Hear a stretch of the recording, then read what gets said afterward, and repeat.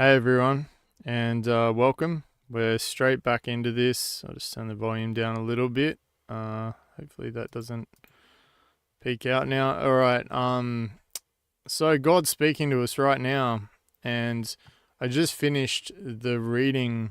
The study on talking about the double portion, and I opened my Bible straight to this passage, which is talking about the unification or the uniting of the kingdom. This passage here is, the one that spells it out, and so I believe he wants us to read this. So I'm going to read this, and it's pretty awesome. Pretty awesome that obviously he wants us talking about these things, because he's leading us through this scripture. So that's really great and exciting.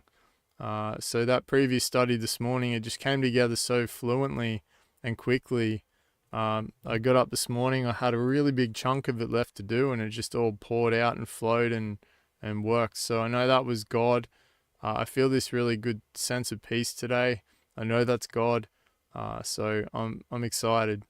So let's read this passage to glorify God and to remind us of what was done on the cross, or what has been done on the cross to unite all things in Him.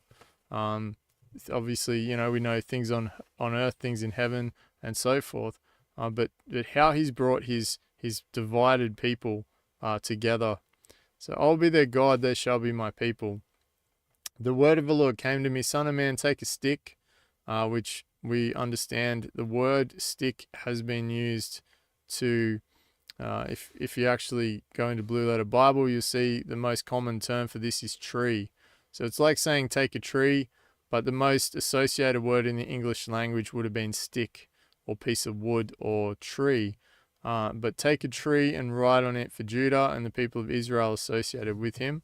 Then take another tree and write on it for Joseph, the tree of Ephraim, and all the house of Israel associated with him, and join them one to another into one stick or one tree, that they may become one in your hand.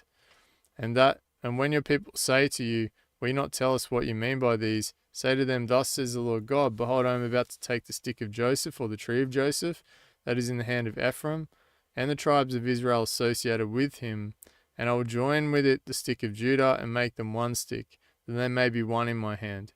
When the sticks on which you write are in your hand before their eyes, then say to them, thus says the Lord God, behold, I'll take the people of Israel from the nations among which they have gone, and will gather them from all around, and bring them into their own land. And I'll make them one nation in the land, on the mountains of Israel. And one king shall be over them all. And they shall no longer be two nations, and no longer divided into two kingdoms.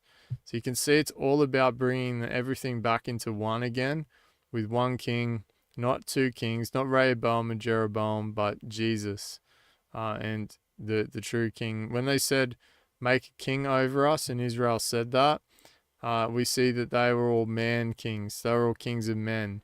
But we see this king is a king of heaven, a king of all things forever.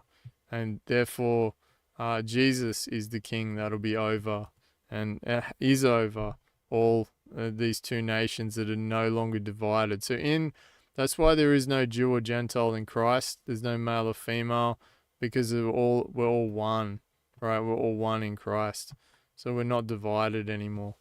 They shall not defile themselves anymore with their idols and their detestable things, or with any of their transgressions, but I will save them from all the backslidings in which they have sinned, and will cleanse them, and they shall be my people, and I will be their God. Which is this point here, is that he will cleanse us of our sin, forgive us of our sin, and as it says in the original, like in the new covenant, it says we will all know him through this relationship with him. My servant David, which it refers to, obviously, Jesus, but referring to the promise to David, so the son of David, but also the Lord of David, which is one thing that Jesus posed to the Pharisees, shall be king over them, and they shall all have one shepherd. They shall walk in my rules and be careful to obey my statutes. They shall dwell in the land that I gave to my servant Jacob, where your fathers lived. They and their children's children shall dwell there forever, and David my servant shall be their prince forever. I'll make a covenant of peace with them. It shall be an everlasting covenant with them. And I will set them in their land and multiply them, and will set my sanctuary in their midst forevermore. My dwelling place shall be with them, and I will be their God, and they shall be my people. Then the nations will know that I am the Lord who sanctifies Israel, when my sanctuary is in their midst forevermore. Okay, so we can see that this is all about joining these two trees, these two olive trees together into one tree, one nation, not two divided anymore. All right, let's start our reading in Proverbs. That was really, really great. So let's continue. So Proverbs 30, the words of Agur, son of Yaker, the oracle. The man declares, I am weary, O God. I am weary, O God, and worn out. Surely I am too stupid to be a man. I have not the understanding of a man. I have not learned wisdom, nor have I knowledge of the Holy One, who has ascended to heaven and come down. Or who has ascended to heaven and come down? It's posing a question, isn't it? Who else has been there? It's only Jesus. Who has gathered the wind in his fists? Who has wrapped up the waters in a garment? Who has established all the ends of the earth? What is his name, and what is his son's name? Surely you know. Every word of God proves true. He is a shield to those who take refuge in him. Do not add to his words, lest he rebuke you, and you be found a liar. So 2 things I ask of you. Deny them not to me before I die. Remove far from me falsehood and lying. Give me neither poverty nor riches. Feed me with the food that is needful for me. So we're talking about this. It's not about abundance in wealth. It's abundance in peace. It's abundance in joy. It's abundance in all the other things, in the fruits, not in money, right? It's not about money. And I love this. Give me neither poverty nor riches, because they're at the 2 extremes. Just give me my needs being met, and just that's it. No, not having to go to either one of those extremes. Feed me with the food that is needful for me, lest I be full and deny you, and say, who is the Lord? Or lest I be poor and steal, and profane the name of my God. Do not slander a servant to his master, lest he curse you, and you be held guilty. There are those who curse their fathers, and do not bless their mothers. There are those who are clean in their own eyes, but are not washed of their filth. There are those, how lofty are their eyes, how high their eyelids lift. There are those whose teeth are swords, whose fangs are knives, to devour the poor from off the earth, and the needy from among mankind. So there are those that persecute the weak, and those who can't defend themselves, and the poor, and so the destitute. The leech has 2 daughters, give and give. That's great. 3 things are never satisfied. 4 never say enough. Sheol the barren womb, the land never satisfied with water, and the fire that never says enough. So once again, Sheol, it's like this barren womb, right? It's like this woman that can't give birth to a child, and so therefore it brings shame. It brings those things upon the person, right? When they're barren, there's no blessing from heaven. There's no gift blessing from God. So God's blessing is to be able to have children. The eye that mocks a father and scorns to obey a mother will be picked out by the ravens of the valley and eaten by the vultures. 3 things are too wonderful for me, 4 I do not understand. The way of an eagle in the sky, the way of a serpent on a rock, the way of a ship on the high seas, and the way of man with a virgin. This is the way of an adulteress. She eats and wipes her mouth and says, I have done no wrong. Under 3 things, the earth trembles. Under 4, it cannot bear up. So, anyone who knows anybody who is like this or has done this, whether it's a man or a woman, obviously, they don't feel guilty at all. If they don't feel guilty at all, then that's a sign usually of something like a narcissistic spirit. So a narcissist is somebody who essentially doesn't have any any emotion towards others, like their heart's gone cold. They have this great sense of entitlement, ego, and pride.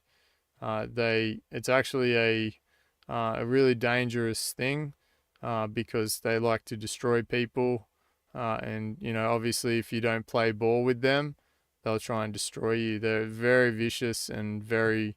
The problem is that they're in a state with God that's not good, and not good at all, because of what's done, and so God, it'll seem like that nothing's happening with them. It'll seem like that there's no repercussions for their actions, but the actions will happen slowly over time, and God does it.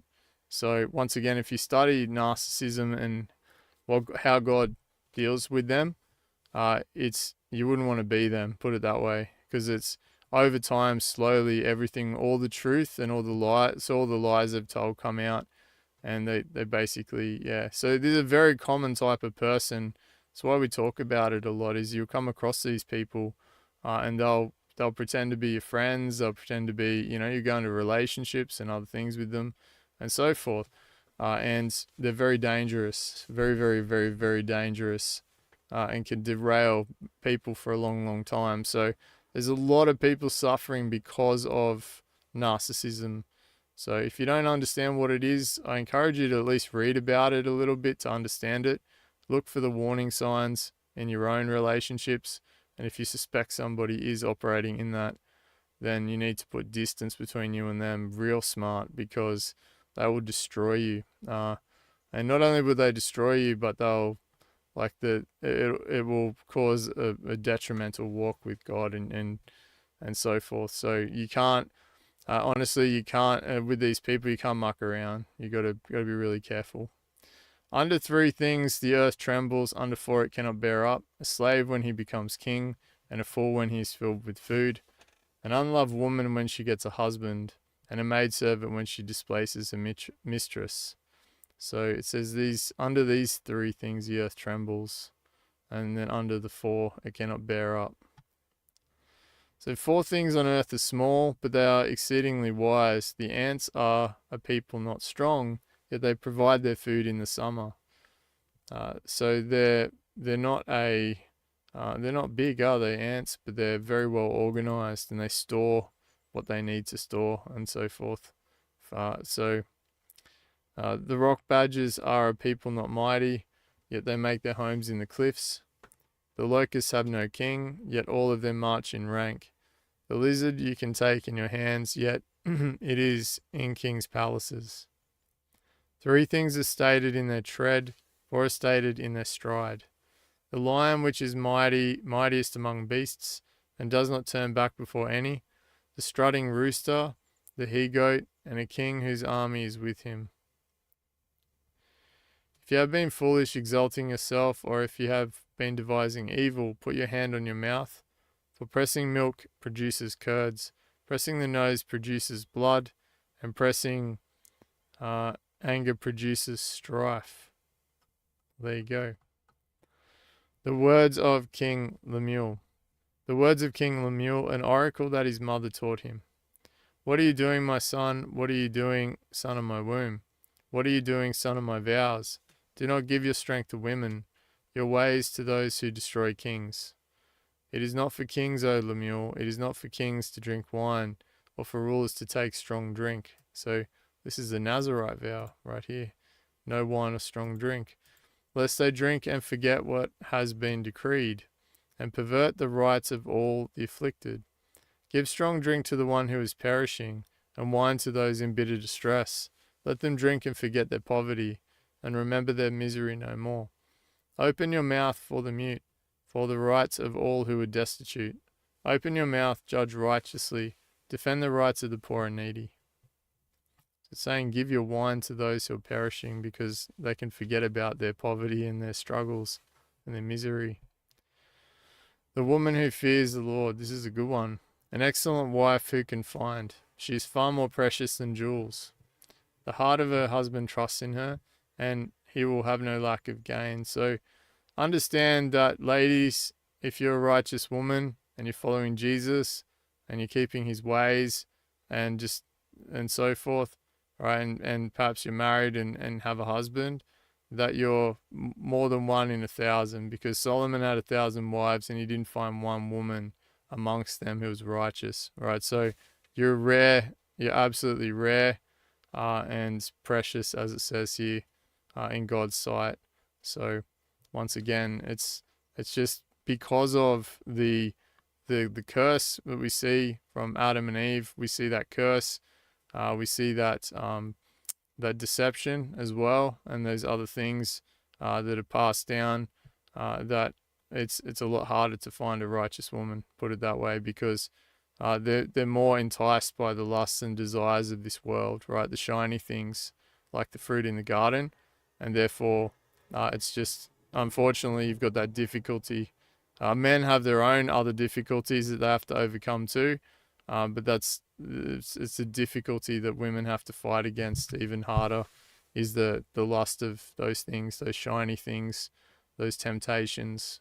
You'll be more tempted towards certain things. So an excellent wife who can find, she's far more precious than jewels. The heart of her husband trusts in her, and he will have no lack of gain. She does him good and not harm all the days of her life. She seeks wool and flax and works with willing hands. So she's somebody who's diligent and somebody who builds up and somebody who creates, not somebody who destroys. She is like the ships of the merchant. She brings her food from afar. She rises while it is yet night and provides food for a household. So she takes care of her family and portions for her maidens and those around her. She considers a field and buys it. With the fruit of her hands she plants a vineyard. She dresses herself with strength and makes her arms strong. She perceives that her merchandise is profitable. Her lamp does not go out at night. She puts her hands to the distaff and her hands to hold the spindle. She opens her hand to the poor and reaches out her hand to the needy. She's not afraid of snow for her household, for all her household are clothed in scarlet. So we understand this. This is obviously sacrifice, right? So in blood, the blood of Jesus, represented as in God's grace as well. She makes bed coverings for herself. Her clothing is fine linen and purple.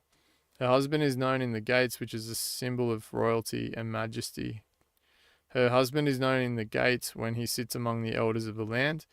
She makes linen garments and sells them. So we actually have this interesting kind of correlation where we see all three of the colors of the Gospels come in here. We see linen or white, we see purple and scarlet. They're all appearing here in passages one after the other, interestingly enough.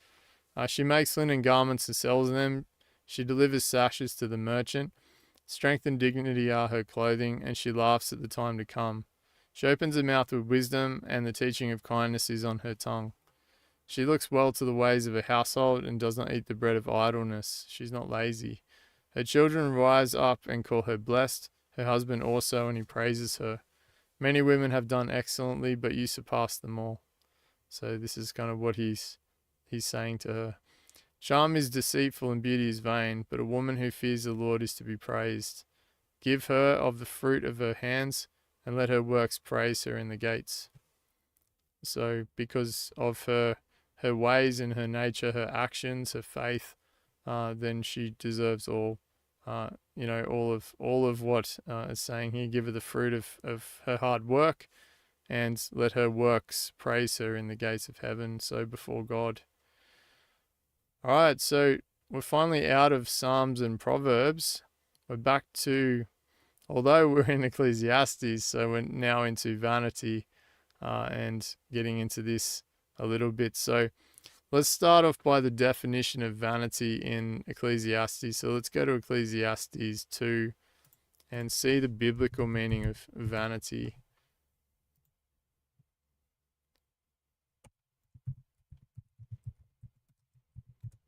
Don't know if I spelled that right.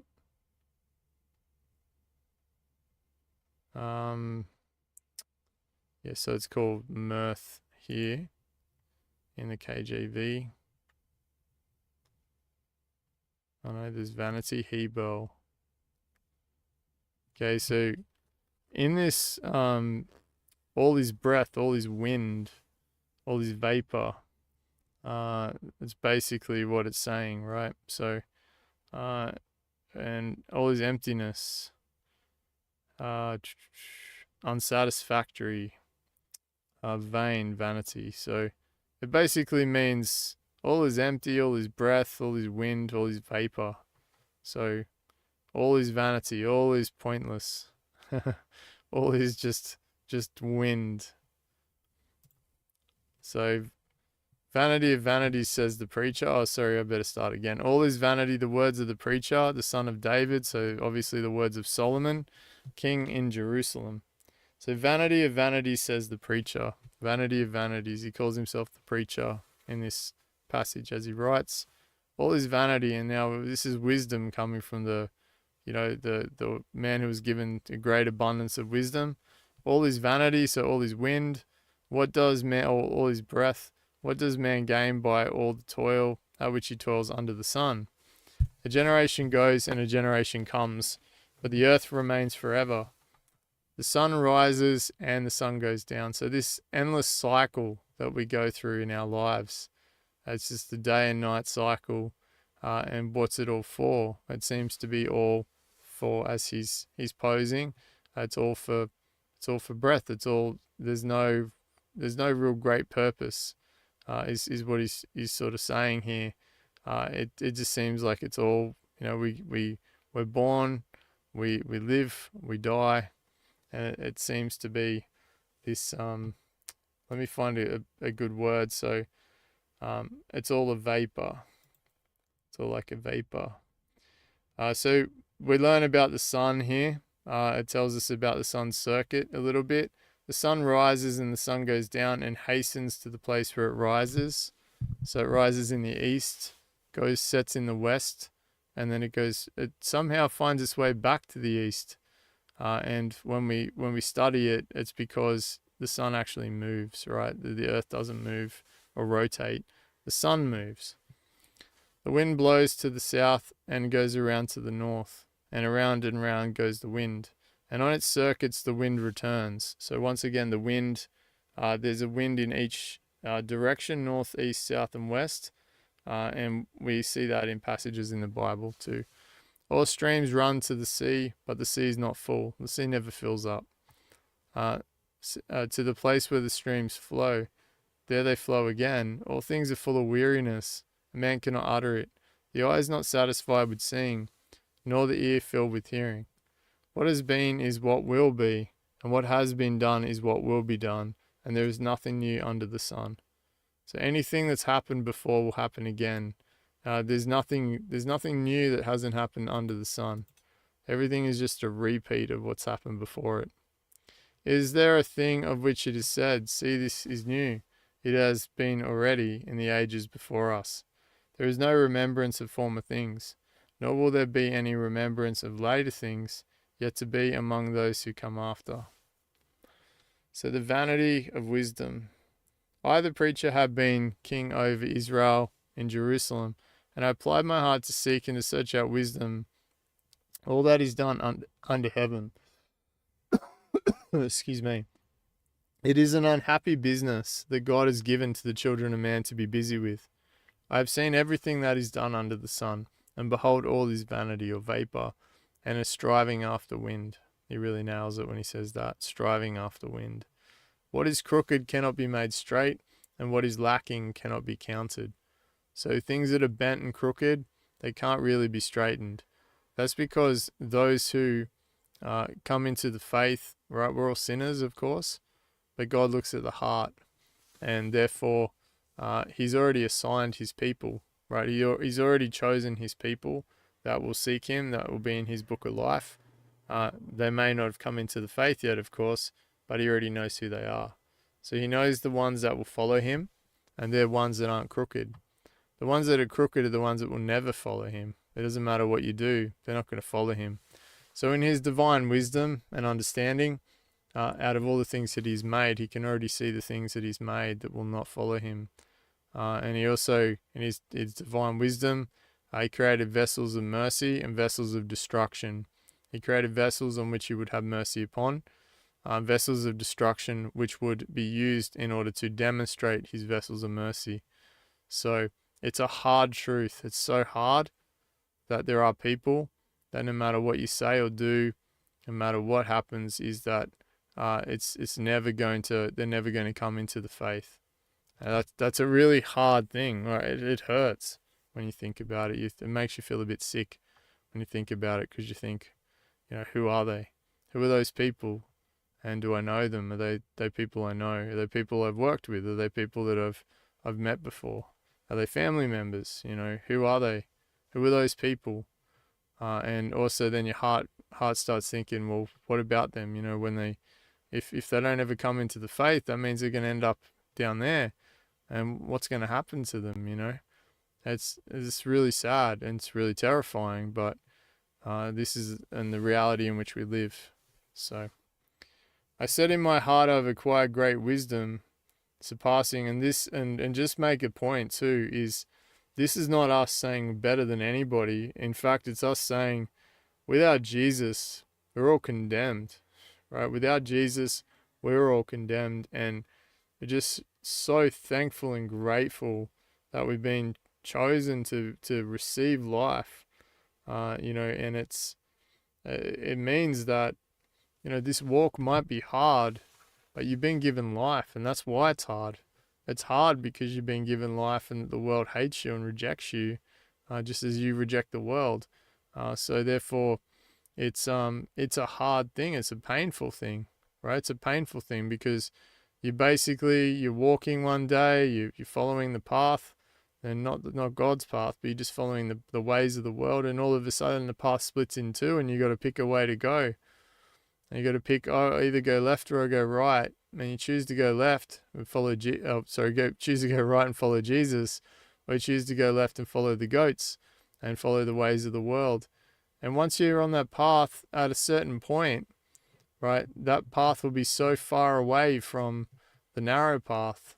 There won't be any facility to get back there. So when God's grace runs out, that path stops emerging.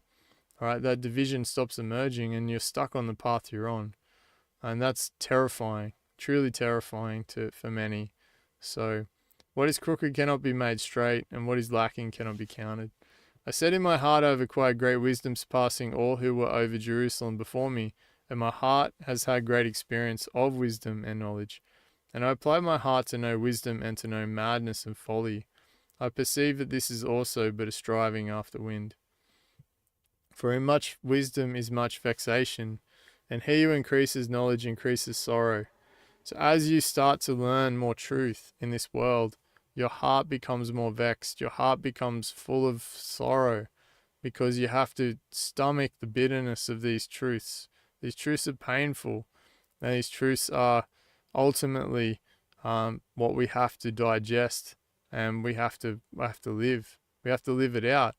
We have to live out the truth that, hey, that person that I was with a year ago, or that person that, was part of my life a year ago, they're no longer standing here anymore. Or that person that, did this and that, or that person that I went to church with, or whatever, right? That person fell away. That person is no longer here. So, and these are some of the things, and also like the real situation. Right? You look at the world, and then you see people going about their day, and they're just living their lives, and they're excited because Christmas is coming up, and they're looking forward to seeing their kids unwrap presents and whatever. But then in reality, right, the truth, when you know the truth, you know that we're getting closer and closer to the implementation of this beast system, and this absolute wicked, total wicked system that is going to just turn this world into a giant prison. And therefore, it's hard. It's a heavy weight to carry because you see these people who just have no clue at all of what's coming.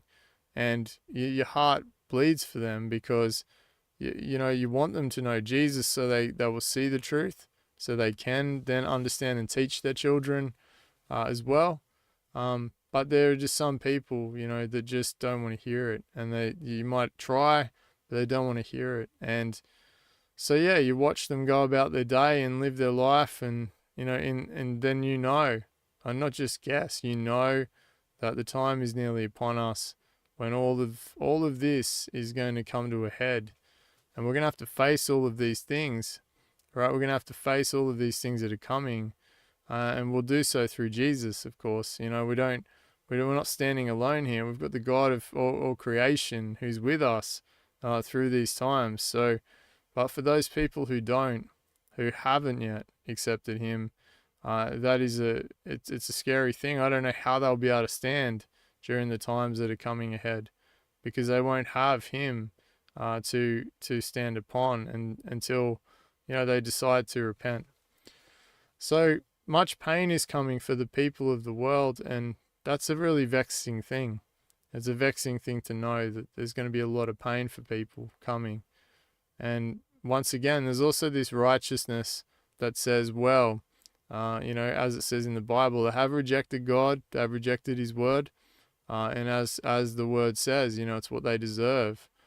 So there's two sides of the coin. One is in God's justice and righteousness, and it's the harsh truth of it's what they deserve. And then there's the other side of the fence, is that as a human, as a love for other humans, you don't want to see people suffer. You don't want to see people go through that. But if they have to suffer in order to bring them into the faith and save them from condemnation, then so be it. And that's the real attitude that we have to have, is that we do our best while we can to save people, to bring them into the truth through Jesus, through the gospel. But if they don't receive it, then so be it. And that's all we can do. And all we can do is warn and let them know, and try and bring them the good news. And if they reject it, then that we have to move on and go to someone else who hopefully won't reject it, and try and do that. So there is this heaviness there, and there is a big weight you have to carry around this, because you know and understand the truth, and you've been given eyes to see, ears to hear, and that truth is not pleasant. It's not nice at all. So we have to carry that, and that's part of carrying across each day. The vanity of self-indulgence. I said in my heart, come now, I will test you with pleasure, enjoy yourself. But behold, this was also vanity. I said of laughter, it is mad, and of pleasure, what use is it? It's quite interesting, isn't it? Like he's kind of analyzing laughter. I mean, it brings joy, brings comfort. It lightens the mood. I searched with my heart how to cheer my body with wine, my heart still guiding me with wisdom, and how to lay hold on, because I'll go back to this, but he said, is laughter mad? Is it crazy to laugh at things? I think one of the beautiful things about life is having a bit of a laugh about things, like being able to find the funny side of things. And there's always something, laughing at someone else's expense is not funny at the end of the day. That's a very worldly thing. People laugh. People are so horrible now. You see online. I saw just like an article the other day, and it was like teenager mauled by a lion in a cage. So there was this guy, and he decided to go and jump in a tiger's cage, or with a female lion. A female lion's cage, or an enclosure. And basically it's pretty sad, but he had mental issues. He had like the mindset of a young child, but he was a teenager, like he was older. And he just, for whatever reason, decided, I'm going to go and hang out with the lions, and he got mauled to death. There was like, on this one thing, there was like 300 people that had the laughing emoji, and I mean, like when you look at that, you think, man, like this kid had a family. He had people that loved him, cared for him. He had some issues, right? He had some problems, probably some spiritual issues as well going on, and he didn't get the help he needed, right? He didn't get that, and people this day and age, they'll laugh at that, and they'll think it's hilarious.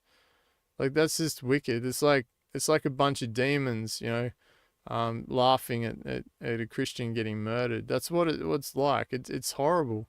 But that's the world we live in today. We live in this world of people of the love for many is growing cold. They're wax cold. They're heartless, and they're of violence. It's no different than in the time of Nero, where they used to, for entertainment, they used to watch the Christians get eaten by the lions. It's the same thing, all right? Except we now have the internet, and instead of sitting in a stadium, people watch all sorts of depravities and laugh at them. So people are messed up. There are still many people out there that don't approve of that sort of thing. People that are Christians and non-Christians, of course. But once again, it is, that sort of laughter is sign of insanity. But obviously the joyful side of laughter brings happiness and joy. It lightens the mood. It's a way to develop good, strong relationships with people too. I'm sure Jesus laughed about a lot of things. I'm sure heaps of funny stuff happened too, with the disciples. Like I'm sure it wasn't all 100% intense and serious. I'm sure they had a good laugh about things. There's always this humor found in God's nature everywhere, and in so many things this humor is found. God uses humor too, and sometimes like, when I've had encounters with him, like he's used humor with me as well. If he's not happy with me, he won't use humor. But if he's happy with me, or if I'm in a place of a good place, then I see the humor come in there. So, and that's really like, it's really quite wonderful to wake up from something like that, and there's a sense of humor in there. It's quite funny. Sometimes there's a play on words in some of them, and other things. And I think that humor is an important thing in life. It really is. Yeah, I think when you're going through stressful times, it's really important. So to have a bit of a laugh about things and funny things that you might observe, but just not at others' expense, because that's wicked. We're talking about yesterday, I think, we're talking about something, where people drink, and if you actually go into a room of drunk people, you feel like you're in a room full of demons, right? They're just drunk and laughing and carrying on, and it's just like you just hear it, like they're like a bunch of cackling demons. That's what it sounds like when you become a Christian. You go into a pub and everybody's drunk or something. Even you just walk in there and you hear them going on. It's very hard to be in that room and not feel that that impatience with them, because you know that they're just being horrible, and that's what drunk people do. All right, so we see here, he says, I searched with my heart how to cheer my body with wine. So my heart's still guiding me with wisdom. So talking about getting drunk, and how to lay hold on folly, till I might see what was good for the children of man to do under heaven during the few days of their life. I made great work. So we can see in his wisdom, he's observing all of the things that he did in life, seeking what was worthwhile, what was what was going to be fulfilling. And then he says, I made great works. I built houses and planted vineyards for myself, made myself gardens and parks and planted in them all kinds of fruit trees. I made myself pools from which to water the forest of growing trees. I bought male and female slaves and had slaves who were born in my house. So he had wonderful buildings, environment around him, peaceful things, and so forth. We know that things in monetary value don't bring happiness and joy. Possessions don't bring joy. In fact, the least number of possessions you have generally brings a great deal of comfort when you start to shed the weight of all of these things. But we see that these things don't bring us joy. They might bring temporary joy, but it's fleeting. It's not the same joy that we talk about with heavenly things. So he had slaves as well, those to serve him, so that he didn't have to lift a finger, and they would wait on him, that, which is also something that I guess people like you or I, the average person, would have never have experienced. Only if you're on an aeroplane or if you're in a hospital or something like that would you understand this. And it says, I bought male and female slaves and had slaves who were born in my house. I also had great possessions of herd, sent flocks more than any who had been before me in Jerusalem. I also gathered for myself silver and gold and treasures of kings and provinces. I got singers, both men and women, and many concubines, the delights of the sons of man. So, I mean, he obviously had many lovers, he had many women, he had all of these things that you would think would bring this great happiness and joy, but it still didn't fulfill him. It still didn't fulfill him. The only thing that could really fulfill is God. And so this might seem difficult to believe, but I'm sure if you got to experience all of this, you would draw the same conclusion eventually. It's only that we don't get to experience all of these things. We often want things we don't have when we want, but he had everything. He had nothing he could want. And those worldly possessions didn't bring him any sense of joy. So this passage is really important, and it tells us and it warns us not to pursue after these things, because ultimately they're not going to bring you fulfillment. And take it from someone who had it all. You don't need to have it all to learn this lesson. You can just follow the lesson of Solomon. So I became great and surpassed all who were before me in Jerusalem. Also my wisdom remained with me, and whatever my eyes desired I did not keep from them. I kept my heart from no pleasure, for my heart found pleasure in all my toil, and this is my reward for all my toil. Then I considered all that my hands had done, and the toil I had expended in doing it, and behold, all was vanity and a striving after wind. It was all vapor, and there was nothing to be gained under the sun. So he did not withhold himself from anything. He lived a hard life, and we see this in the celebrity world today as more example. Have a look at them. Do they look happy? Right?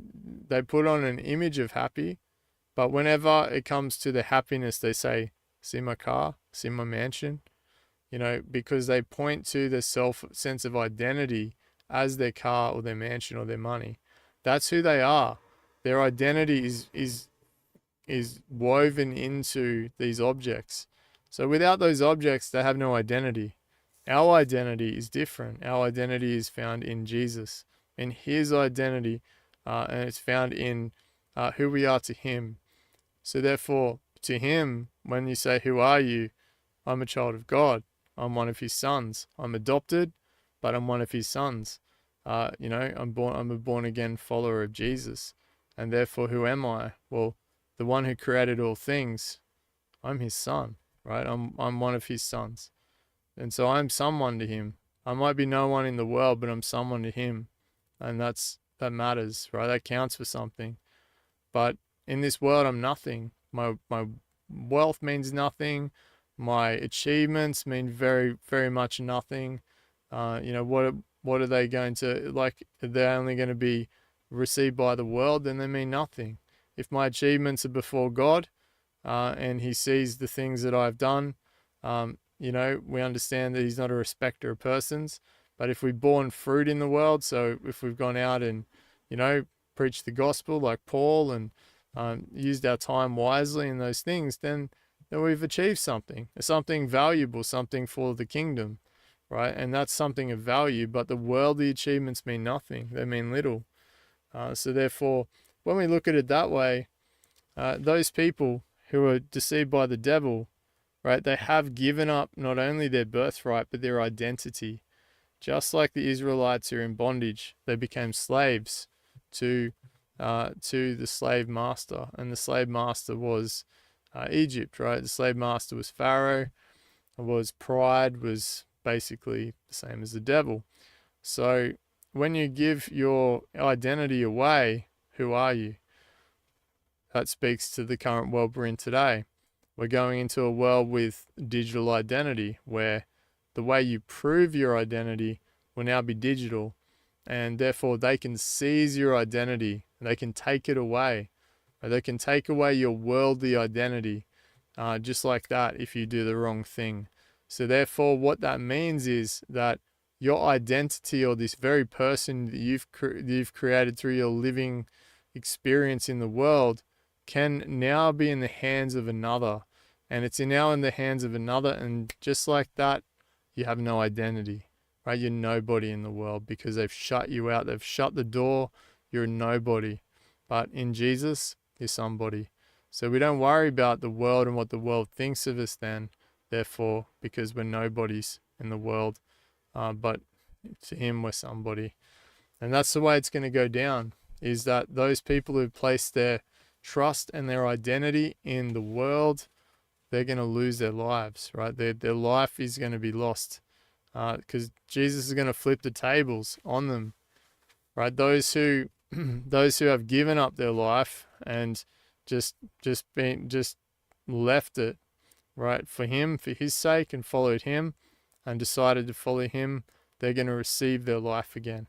And that's his promise, is that we will have life, and that life will be through him, and we'll have that life again. So it's pretty amazing. But take it from Solomon, there's nothing, there's not a single thing in this world, no wife, no husband, no money, no no rich mansion. There's nothing that's going to bring you that sense of fulfillment.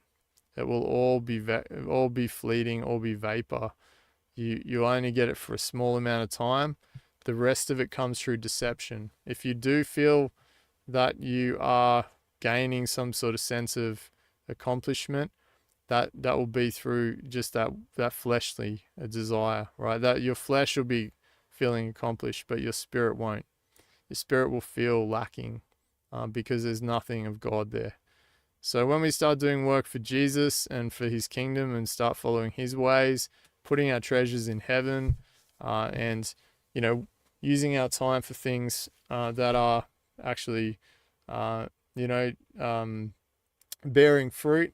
So spending time showing love to one another, loving your family, all those things are adding up, right? All those things are going to bring fulfillment because you're sharing the love of Christ, because it's all through the Spirit, right? It's not through the flesh. So anything of the flesh is going to mean nothing. Anything of the Spirit, it's going to be fulfilling. The vanity of living wisely. So I turn to consider wisdom and madness and folly. But what can the man do who comes after the king? Only what has already been done. Okay, so nothing new under the sun. And also too, they're just inheriting what he's already done. Then I saw that there is more gain in wisdom than in folly, as there is more gain in light than in darkness.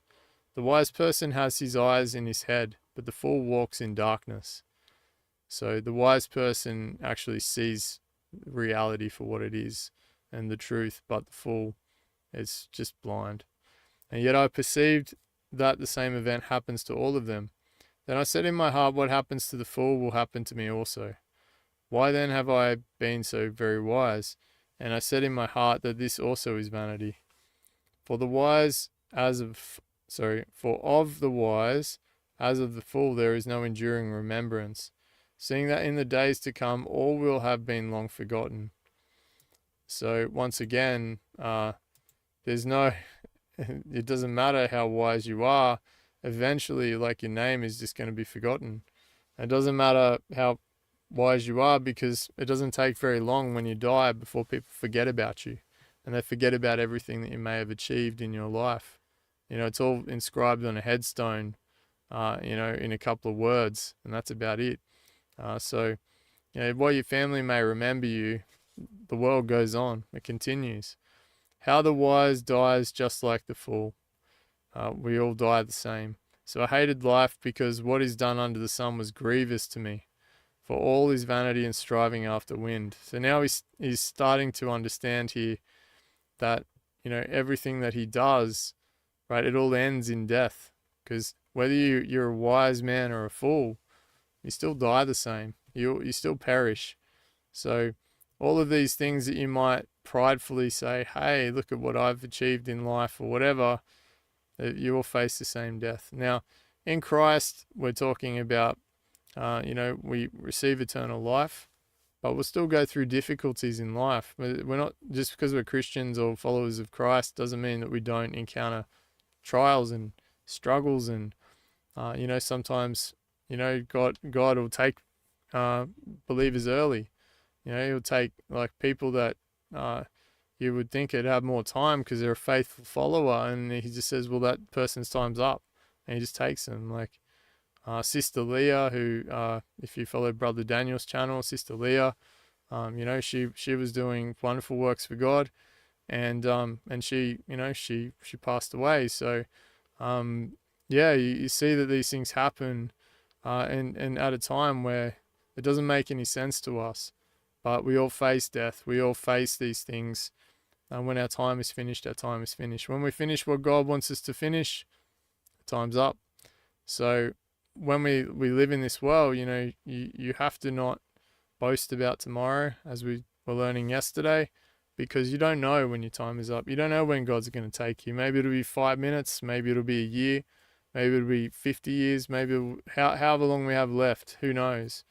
But ultimately, the point is that we all live and die, whether we consider ourselves wise or fools, we end up in the same place. And he says here, it was grievous to him because it was just this striving for nothing. Well, what's the point of all of this?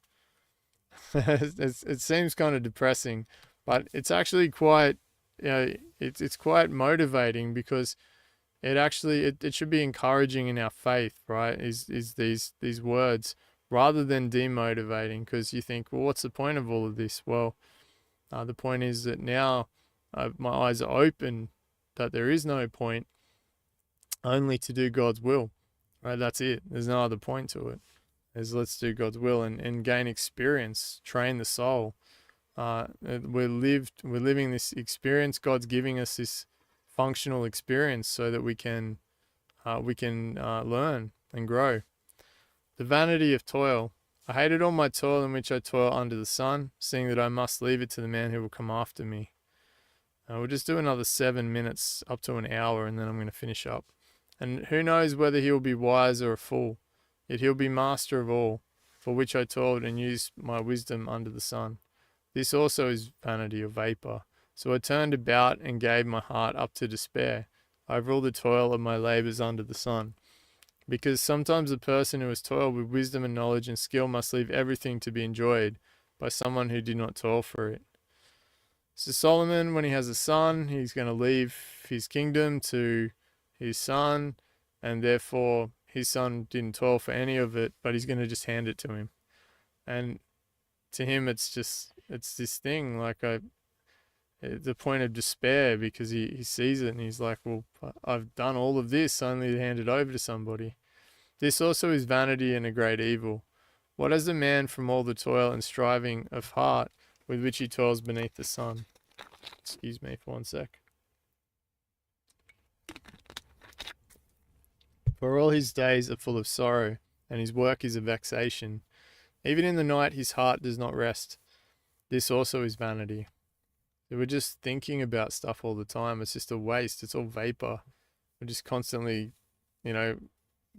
going through things, thinking of things. Things are on our mind, situations, and all sorts of stuff. There is nothing better for a person than that he should eat and drink and find enjoyment in his toil. This also I saw is from the hand of God, for apart from him, who can eat or who can have enjoyment? For to the one who pleases him, God has given wisdom and knowledge and joy, but to the sinner he has given the business of gathering and collecting, only to give to one who pleases God. This also is vanity and striving after wind. Okay, so we can see here what he's saying is that one of the greatest things is just to, in our toil, in our everyday that we do, just find enjoyment in that eating and drinking, like just in that routine of life. He's saying here, but he says here that God, he gives wisdom and knowledge and joy to those who please him, but to those who sin or those who are at enmity with him, he sets them forth to gather and collect, only to then give to his people. Right, so it's like this wealth transfer from those who refuse him or displease him. They give it to those who please him. A time for everything. For everything there is a season and a time for every matter under heaven. This is a beautiful passage, by the way. This is really a summary of life, isn't it? For everything there is a season and time for every matter under heaven. A time to be born and a time to die. A time to plant and a time to pluck up what is planted. A time to kill and a time to heal. a time to break down and a time to build up, a time to weep and a time to laugh, a time to mourn and a time to dance, a time to cast away stones and a time to gather stones together, a time to embrace and a time to refrain from embracing, a time to seek and a time to lose, a time to keep and a time to cast away, a time to tear and a time to sow, a time to keep silence and a time to speak, a time to love and a time to hate, a time for war and a time for peace. I need to turn the mic down a little bit. The God-given task. What gain has the worker from his toil? I have seen the business that God has given to the children of man to be busy with. He has made everything beautiful in its time. Also, he has put eternity into man's hearts, yet so that he cannot find out what God has done from the beginning to the end. I perceive that there is nothing better for them than to be joyful and to do good as long as they live. Also, that everyone should eat and drink and take pleasure in all his toil. This is God's gift to man. And we know that the laborer deserves his wages, right? So when we've been laboring, we deserve to, as it says, we deserve to sit down and eat and have some food and so forth. We've been working hard. I perceive that whatever God does endures forever. Nothing can be added to it, nor anything taken from it. God has done it so that people fear before him. That which is already has been, that which is to be already has been, and God seeks what has been driven away. From dust to dust. Moreover, I saw under the sun that in the place of justice even there was wickedness, and in the place of righteousness even there was wickedness. I said in my heart, God will judge the righteous and the wicked, for there is a time for every matter and for every work. So we'll all stand in the judgment, but we understand that those who are judged and found guilty, they'll go before their judgment will be counted to them, and they'll be punished for what they've done, for their rejection of God. And we understand those who are forgiven will pass. I think it says pass under the rod. I think it says in a passage. So it means that they won't be subject to any punishment. I said in my heart with regard to the children of man, that God is testing them, that they may see that they themselves are but beasts. But what happens to the children of man and what happens to the beasts is the same. As one dies, so does the other. They all have the same breath, and man has no advantage over the beasts, for all is vanity. All go to one place, and all are the dust, and all to dust all return. So we all go back to the earth. Who knows whether the spirit of man goes upward, and the spirit of the beast goes down into the earth? So I saw that there is nothing better than a man should rejoice in his work, for that is his lot. Who can bring him to see what will be after him? And that's the truth. We don't know. We know we go to heaven, but we don't know what is after. We know it's a one-way ticket. When you die, and that's your time, it's a one-way ticket, and you don't come back. There's no ghosts. There's no second lives. There's none of that stuff. It's a one-way ticket. And that one-way ticket is essentially, that's it. That's where we finish our race. So we should enjoy our lot. We should enjoy the things that God has given us and take time to be thankful and grateful, but also understand this world and the fragility of it, and that everything that has happened before will happen again. We live in a cycle, and this cycle can seem monotonous at times, but ultimately there's God's purpose here. So we should seek out his will for our lives, and that will give us that sense of purpose, and we won't feel like we're just doing all of this for nothing, but instead working on his purpose. All right, I'm going to leave it there, guys. Thanks for joining. Just a reminder too, to watch the study that we put up earlier on the double portion. If you're interested, that would be great. Just don't forget to like, share, and subscribe as well. God bless, and Maranatha.